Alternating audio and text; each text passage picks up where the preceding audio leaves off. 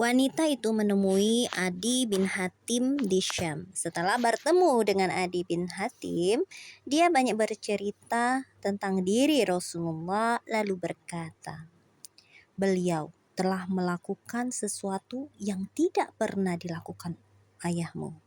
Temuilah dia. Tak peduli apakah engkau suka atau tidak suka." Nah, jadi wanita tadi itu, saudara Adi tadi, itu menemui Adi bin Hatim. Dia menceritakan bahwa Rasulullah itu seperti apa. Nah, wanita itu ngomong bahwa Rasulullah itu melakukan sesuatu yang tidak pernah dilakukan oleh ayahnya Adi bin Hatim, kayak gitu. Maka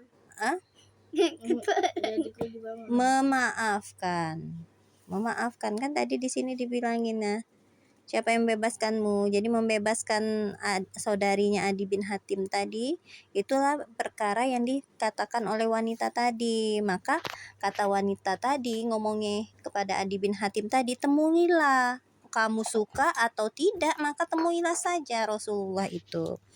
Nah, sesuai dengan saran dari saudarinya tadi, Adi bin Hatim pun bertemu dengan Rasulullah. Kemudian Adi bin Hatim itu bertemu kan dengan Rasulullah. Dia tidak minta dilindungi, tidak punya pengawal, dia datang sendiri kepada Rasulullah.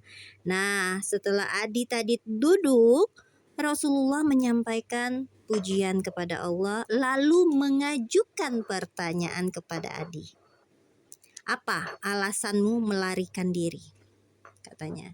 Adi bin Hatim ini dikatakan Rasulullah sebagai kayak gini, orang yang lari dari Allah dan Rasul ketika berperang. Mungkin ya sama kayak Ka'ab ya Mas ya, ditanyain sama Rasul, apa alasan kamu melarikan diri? Apakah engkau melarikan diri untuk mengatakan bahwa tidak ada Allah, tidak ada Tuhan selain Allah? Apakah memang engkau mengetahui bahwa ada ilah, ada Tuhan selain Allah? Kata Rasul itu.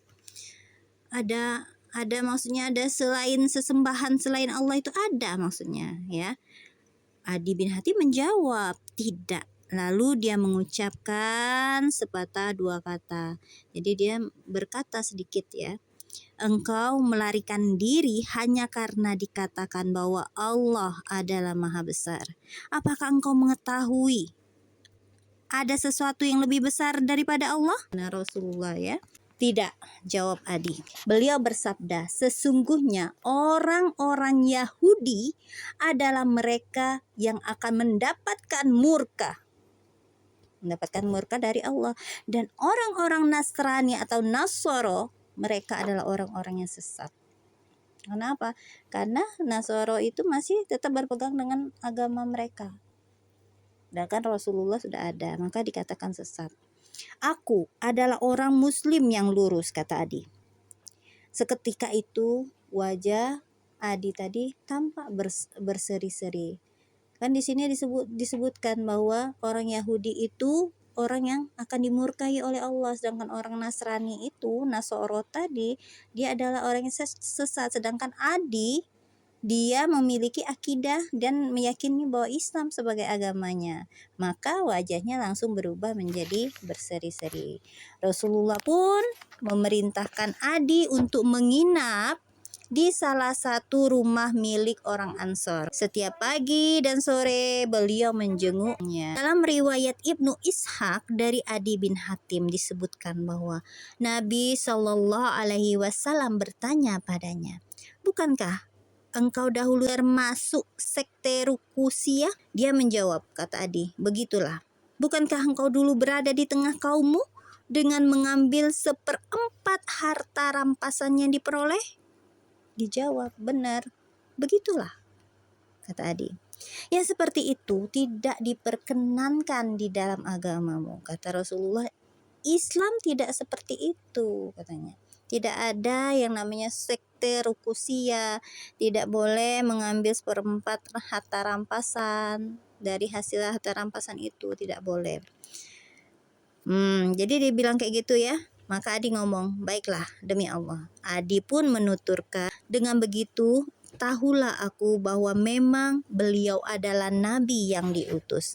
Bisa mengetahui apa yang sebenarnya beliau ketahui. Ini bukan karena Rasulullah tahu semua, enggak, itu semuanya Allah semua ya. Dalam riwayat Ahmad disebutkan Nabi Shallallahu Alaihi Wasallam bersabda, "Wahai Adi, masuklah Islam, niscaya engkau akan selamat," katanya.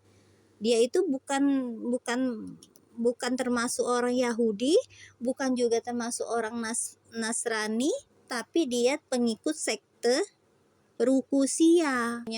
Ada orang yang menganggap golongan dia itu yang paling baik karena menampilkan sholawatan terus. Nah, ada yang kayak gitu, Mas. Ada juga yang menganggap golongan dia itu paling benar karena dia melakukan amalan-amalan wirid yang banyak. Nah, kayak gitu. Maka ketika Rasulullah mengajak Adi untuk masuk Islam, yang dijawab Adi, "Sesungguhnya aku sudah memeluk suatu agama." Apa yang dikatakan Adi disangkal oleh Rasul. "Aku lebih mengetahui agamamu daripada dirimu sendiri," kata Rasul. "Engkau lebih mengetahui agamaku daripada diriku sendiri," kata Adi. "Benar, bukankah engkau termasuk sekte Rukusiyah dan engkau mengambil 1/4 bagian dari harta rampasan yang diperoleh kaummu?" Begitulah jawabku.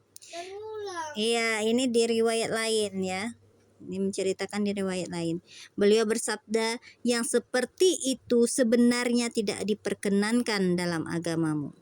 Ya, beliau selalu mengatakan hal ini hingga akhirnya diulangi lagi oleh Rasulullah sampai Adi bin Hatim itu tunduk mau menerima Islam. Rasulullah kan ngomong kayak ini, yang seperti itu sebenarnya tidak diperkenankan dalam agamamu. Nggak ada pemaksaan ayo masuk Islam, cuman Rasulullah mengajak. Tapi kalau nggak, mau nggak mau masuk Islam? Woi, Itu kan ngajak. woi, kayak gitu ya. Woi, kau harus masuk Islam. Nah, itu maksud. Belum ngajak boleh, tapi jangan memaksa. Kan dalam agama itu tidak boleh memaksa. Ngajak boleh.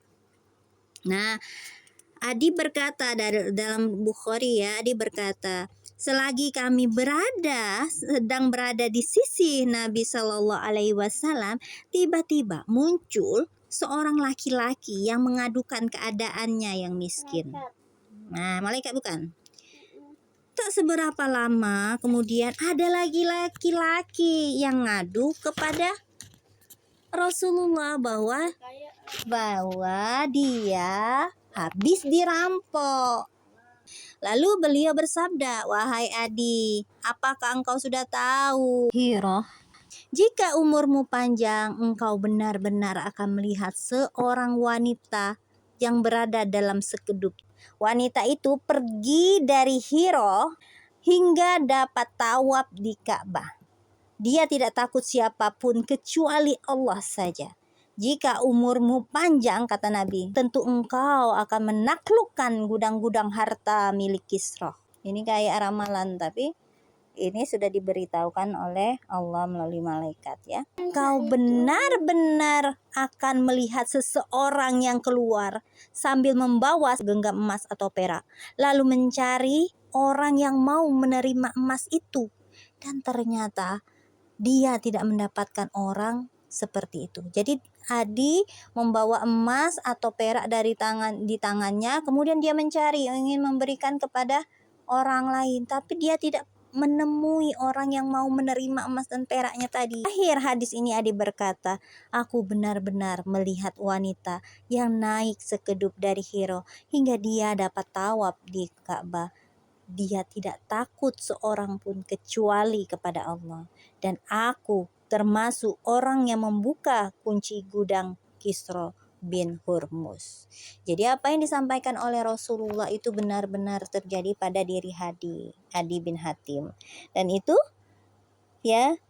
tidak disangka lagi pada saat itu ya, pada masa hidupnya Adi bin Hatim tadi, kemakmuran di sana sudah terjadi, sehingga orang yang mau menerima emas atau perak tadi sebagai zakat atau sodako tidak ada, karena semuanya sudah makmur kayak gitu.